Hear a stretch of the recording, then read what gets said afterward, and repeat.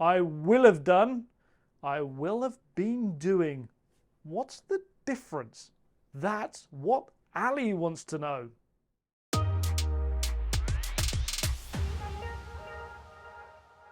That was Ali's question, but we also want your questions. You can email us at learningenglish@bbc.co.uk.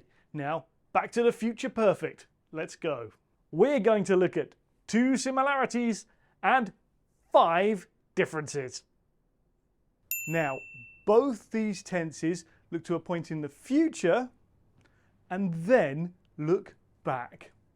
Now, for both these tenses, we need a time reference. Now, that might just be a date or time with by, or it could be some other way that makes the time obvious. The future perfect refers to actions that will be completed before a time in the future. We make it with will, have, and that's often will have, and the past participle.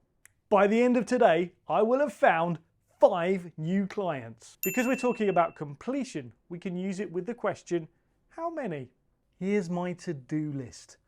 By the end of today, I will have emailed these 7 people. I will have had 3 meetings, and I will have finished a project. The future perfect continuous refers to something that will still be in progress at a point in the future. Now, we make it with will, have, and been, which often together is will have been, and the ing form. By 3 o'clock, I will have been talking about work for 5 hours. I'm going to be exhausted.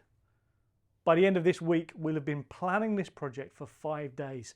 It'll be time to get started. Here, we're focusing on the action itself and the length of time spent doing it. We can use it with the question, how long? By next week, I will have been working here for 8 years. Maybe I should try something new. Remember, we don't usually use ing forms with state verbs, so we use the future perfect with state verbs. By September, I will have been knowing my wife for 23 years. By September, I will have known my wife for 23 years.